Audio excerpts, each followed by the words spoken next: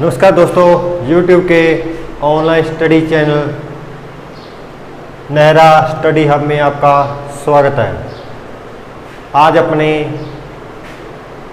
प्रथम क्लास लेकर आपके सामने पेश हुए हैं। आज अपने स्टार्ट करने जा रहे हैं हिंदी का परिचय और थोड़ा सा एक टॉपिक भी स्टार्ट कर लेंगे अपने। सबसे पहले अपने टॉपिक के बारे में, हिंदी के बारे में, कहाँ से इसका प्रश्न हुआ और कहाँ से इसकी शुरुआत हुई।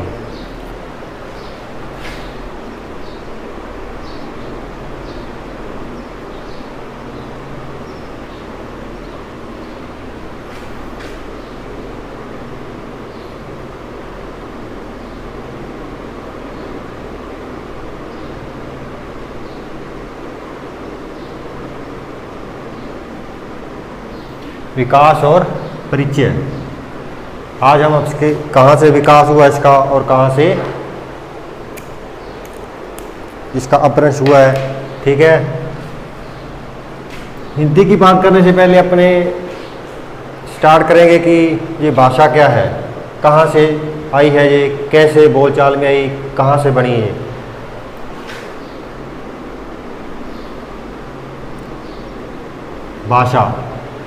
भाषा ये संस्कृत का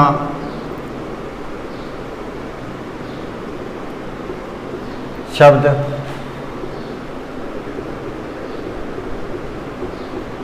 भाष से बना है। जो भाषा शब्द है ये संस्कृत के भाष शब्द से बना है, ठीक है। इस भाष शब्द का अर्थ होता है विचार प्रकट करना। विचार प्रकट करना कि अपने विचार प्रकट करना या अपने कोई भी बात अपने मन में किसी को बतानी या मौखिक रूप से, लिखित रूप से बातचीत करना, ठीक है। भाषा शब्द का अर्थ है विचार प्रकट करना, कि अपने विचार प्रकट करना, ठीक है। अगर अपन भाषा की परिभाषा लिखेंगे तो भाषा की परिभाषा लिखेंगे तो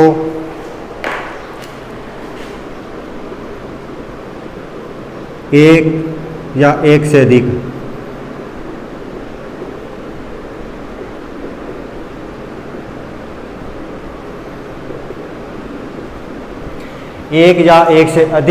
व्यक्ति जब अपने विचार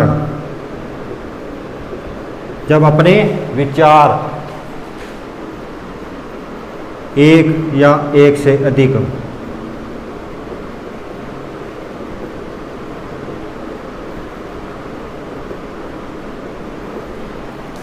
भाषा की परिभाषा के अंतर्गत हम एक या एक से अधिक व्यक्ति, जब एक या एक से अधिक व्यक्ति अपने विचार एक या अधिक व्यक्तियों से साझा करेगा, बताएगा, ये भाषा के अंतर्गत आ जाता है, ठीक है। कहने का मतलब कि मैं एक हूँ और आप सुन रहे हो और एक जन नहीं सुन रहे हो, तो ये एक भाषा के रूप में सुन रहे हो। मैं बोल रहा हूँ, आप सुन रहे हो, तो ये भी एक भाषा है।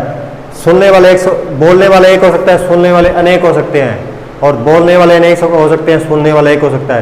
कहने का मतलब है कि एक या एक से अधिक बोलने वाले या अपना विचार प्रकट करने वाले, और सामने जो सुने एक व्यक्ति भी हो सकता है और अनेक व्यक्ति भी हो सकते हैं। ये अपने भाषा की परिभाषा पढ़ चुके हैं, ठीक है। अब अपने जो मान लीजिए विचार हैं, विचार किस माध्यम से जा रहे हैं, ठीक है। किस माध्यम से जा रहे हैं, किस साधन से जा रहे हैं, ये किस साधन से जा रहे हैं, किस माध्यम या किस साधन से जा रहे हैं। अपने बोल रहे हैं, जिस शब्द बोल रहे हैं, इन शब्दों को या तो कोई माध्यम है या साधन है, साधन बोल सकते हैं शब्दों को अपने, ठीक है। कि अपने विचार जिस साधन या माध्यम के द्वारा अपने दूसरों को बता रहे हैं उसे भाषा कहा जाता है। अब भाषा क्या होती है, कहाँ से आती है, जी कैसे सीखी जाती है।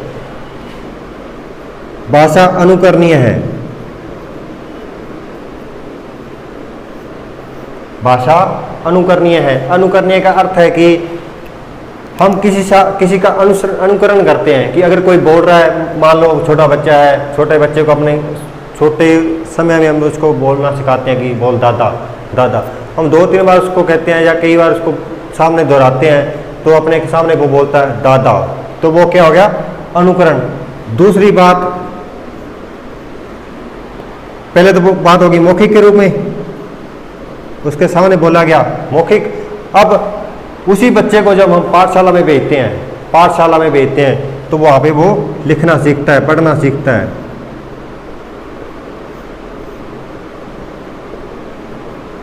लिखना और पढ़ना सीखता है, जिससे अपने कह सकते हैं कि भाषा एक अनुकरणीय है, जो मौखिक भी है और लिखित भी है।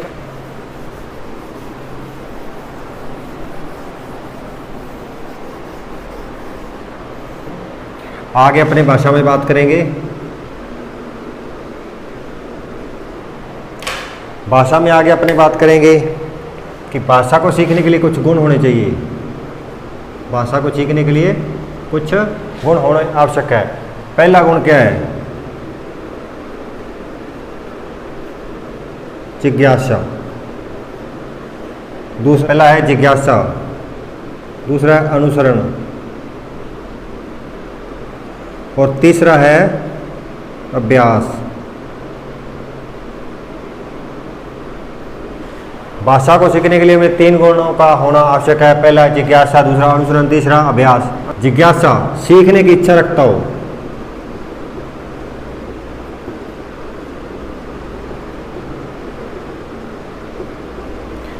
कुछ भी अपने कोई भी भाषा सीख रहे हैं, मैं हिंदी की बात नहीं कर रहा, किसी भी भाषा को अपने सीखने के लिए पहले अपने जिज्ञासा होनी चाहिए। जिज्ञासा यानी अपने मन में होना चाहिए कि उस चीज़ को अपने सीखें। इसमें मैं आपको उदाहरण दूं तो कई कोचिंग सेंटर में अपने गारंटी बैच स्टार्ट कर लेते हैं और बहुत बड़ी फीस भी रख लेते हैं। तो अगर आपको सीखने की इच्छा ही नहीं है, कहने का मतलब उसमें आप पढ़ने का मन ही नहीं कर रहा, तो क्या आपको ज़बरदस्ती पढ़ा देंगे वो? ठीक है, वही है। अगर जिज्ञासा है सीखने की किसी भाषा को या किसी भी, मान लो हिंदी की बात नहीं कर रहा, इंग्लिश की, संस्कृत, कोई भी अपने भाषा सब्जेक्ट मान लो, ठीक है, उसको सीखने की अगर जिज्ञासा हो तो ही हम उसमें पहले तो 100% अपना दे पाएंगे। दूसरा है अनुसरण। ठीक है, अनुसरण का अर्थ अपने मान लेते हैं कि मौखिक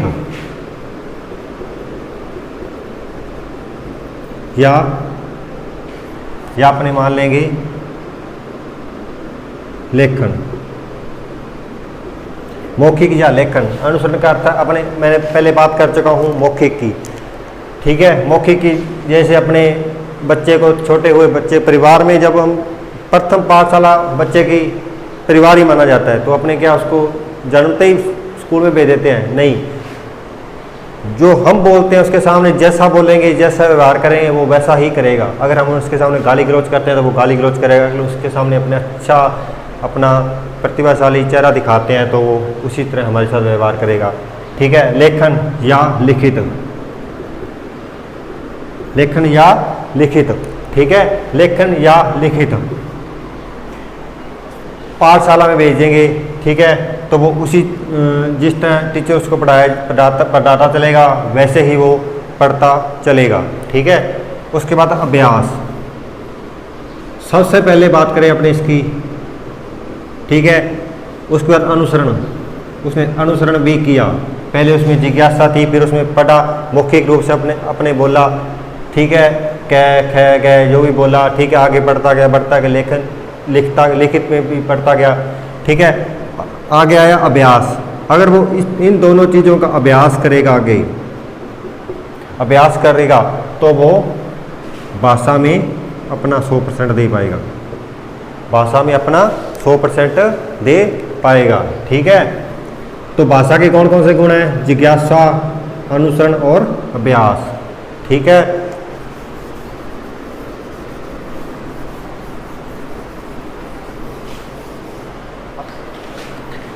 अब हम आगे बात करेंगे भाषा के विकास के बारे में। ठीक है, भाषा के विकास का क्रम।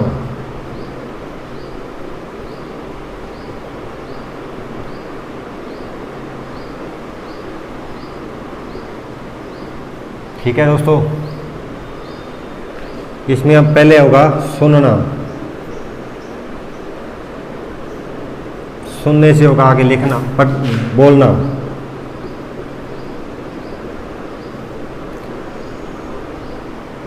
फिर पढ़ना, फिर लिखना। पहले हम किसी चीज़ को सुनेंगे, मौखिक रूप में उसको सुनेंगे, जैसे मैं बोल रहा हूँ आप सुन रहे हो, ठीक है। फिर दूसरा है बोलना, उसी चीज़ को आप बोलोगे, ठीक है। तीसरा है पढ़ना, उसी चीज़ को पढ़ोगे, पढ़ोगे तो उसके बाद लिखोगे। ये क्वेश्चन भी आया हुआ है कि भाषा के विकास के माध्यम का क्रम या कौशल रूप कौन सा है, ठीक है। तो पहले सुनना, बोलना, पढ़ना और लिखना।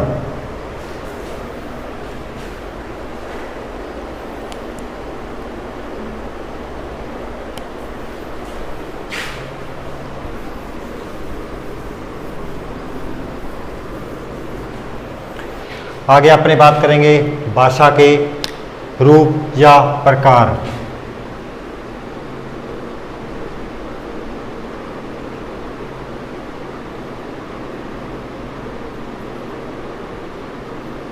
भाषा के रूप या प्रकार, इसमें अपने भाषा के 3 रूप हैं।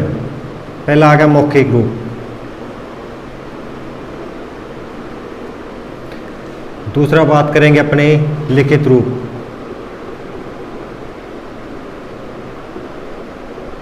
और तीसरा बात करेंगे सांकेतिक रूप।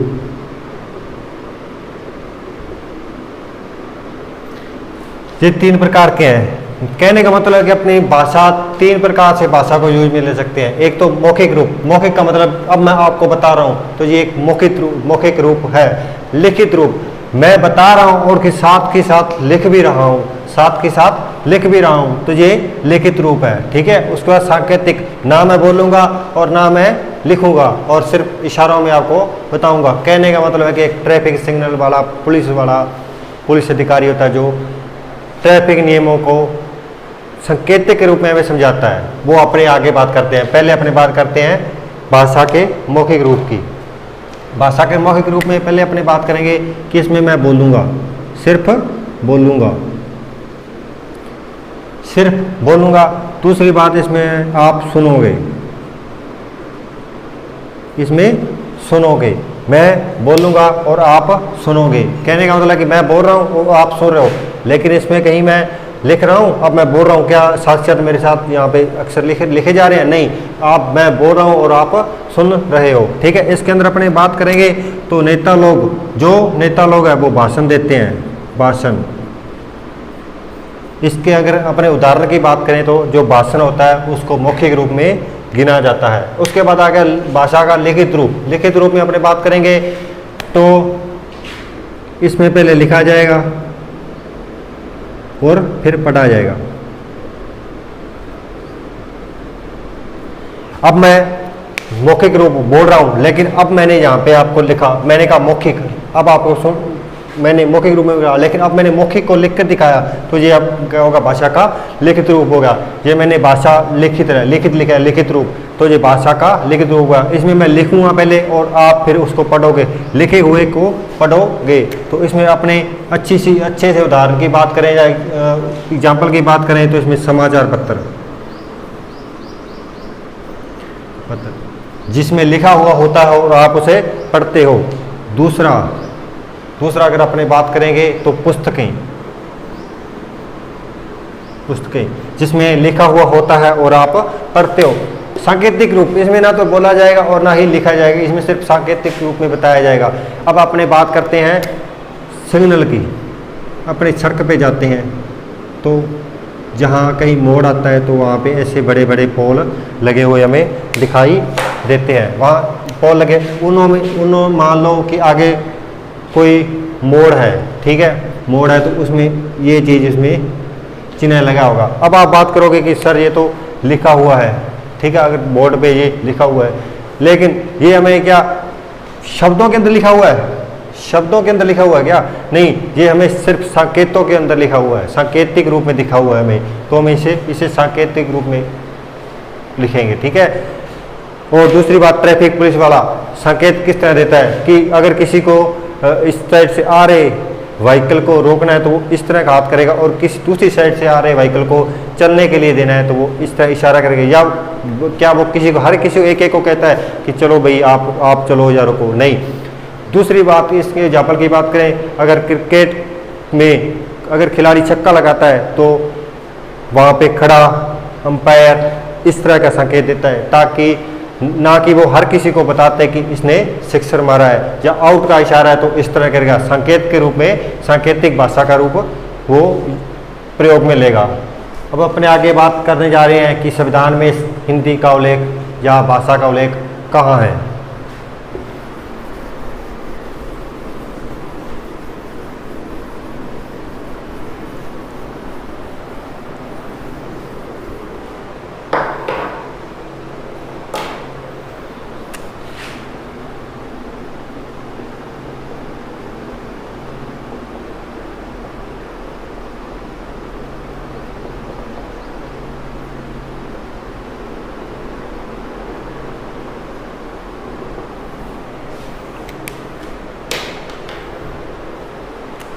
संविधान के अनुसूची 8वीं अनुसूची में, संविधान की 8वीं अनुसूची में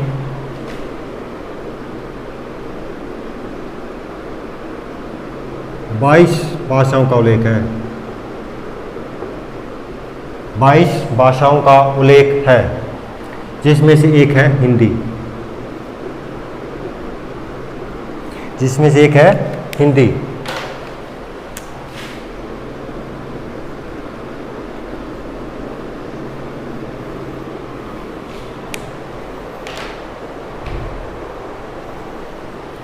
हिंदी को राजभाषा का दर्जा 14 सितंबर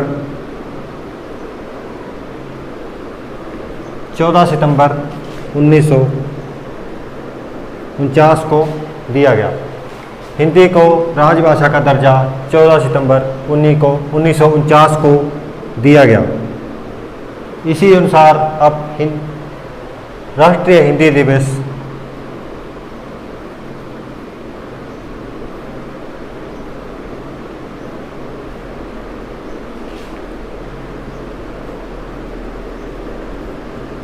14 सितंबर को बनाया जाता है। 14 सितंबर को बनाया जाता है। अगर मैं यही बात करूं कि कौन से अध्याय में या कौन से भाग में हिंदी का उल्लेख है संविधान के, तो संविधान के भाग 17 के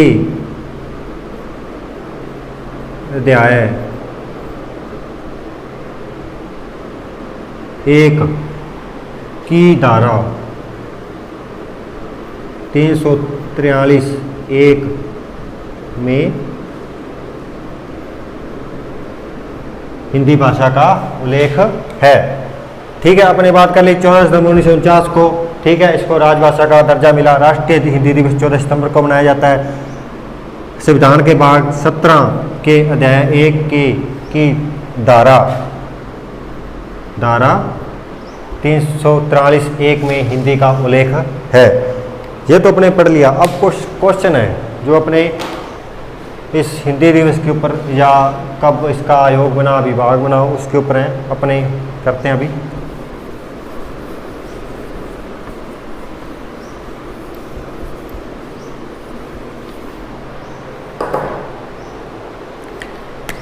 अगर मैं पहले बात करूं कि राष्ट्रीय हिंदी दिवस,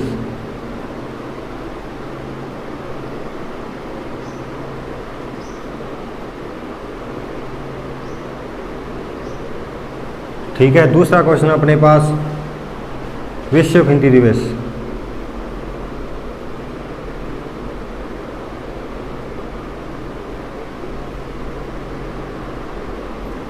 दूसरा क्वेश्चन है विश्व हिंदी दिवस। तीसरा है राजभाषा विभाग कब बना, कब बना। चौथा जो क्वेश्चन था वो था राजभाषा आयोग कब बना।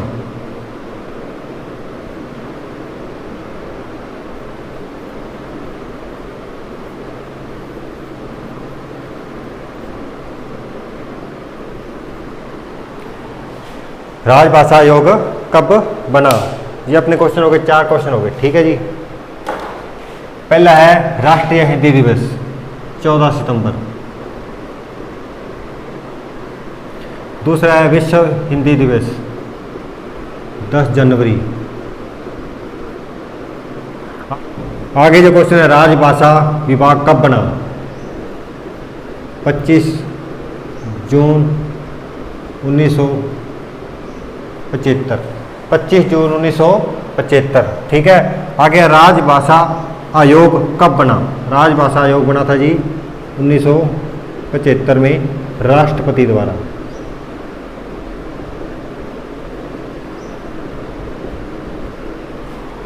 तो ठीक है दोस्तों, ये था आज के लिए अपना, ठीक है। अगले सेशन में अपने हिंदी के प्रथम टॉपिक वर्ण विचार के बारे में बात करेंगे।